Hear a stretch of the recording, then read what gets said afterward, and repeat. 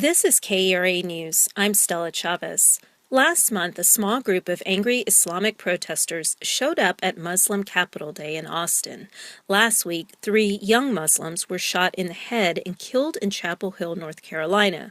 Local authorities are still investigating whether the murders were hate crimes. On Friday, North Texas Muslims gathered in downtown Dallas to remember the victims of the Chapel Hill shooting.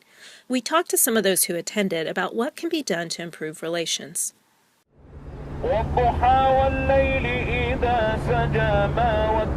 As the sun set Friday evening, a group of Muslim men, women, and children gathered at Dealey Plaza in downtown Dallas.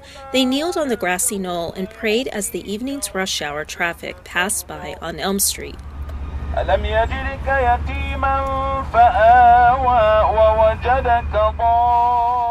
Behind them, another group, people of different ethnic backgrounds and faiths, sat on steps holding candles and large fluorescent-lit letters that spelled out the message, "We are all one."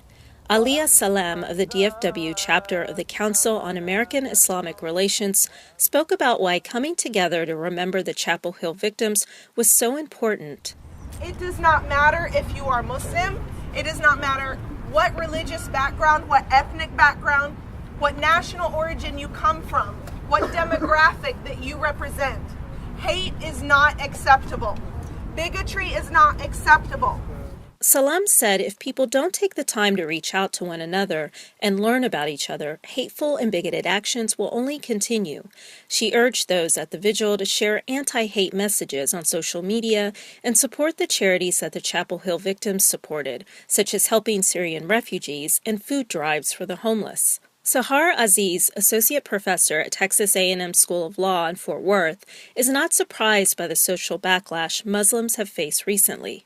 It's very fear-driven, and fear can motivate even the best-intentioned people to act in ways that are unacceptable. Aziz says Americans should speak out against bigoted and hateful speech of all kinds. It's a very fine line between anti-Muslim sentiment and anti-Semitism, and anti-Black racism and anti-Latino racism. And we need to be looking at bigotry as a broader problem within society. She says people who join anti-Muslim protests often think they're doing what's in the best interests of their community and country. They think they're engaging in national security. They think they're patriots. And that's primarily because they don't understand Islam, they don't understand Muslims, they don't know Muslims. During Friday's vigil, Ahmad Salem held a large American flag that hovered over the crowd. The Tarrant County resident is a member of the Muslim Democratic Caucus of Texas. He says he believes more education and collaboration among interfaith groups would go a long way. I think that would definitely help in getting those people to change their mind or at least understand other religions and how we are all together in this as Muslim Americans, Christians, Jewish, we all together in this country, and we're all proud Americans. As the vigil wrapped up, 19-year-old Mohammed Herbert had a message for everyone.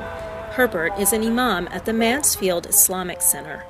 So now that something happened, everyone is waiting for your reaction. Everyone, all eyes are on you. Everyone is looking at you, seeing how are you going to react. Are you going to react in anger? Are you going to react violently? No, you shouldn't, he said. Instead, you should act kindly. Stella Chavez, KERA News.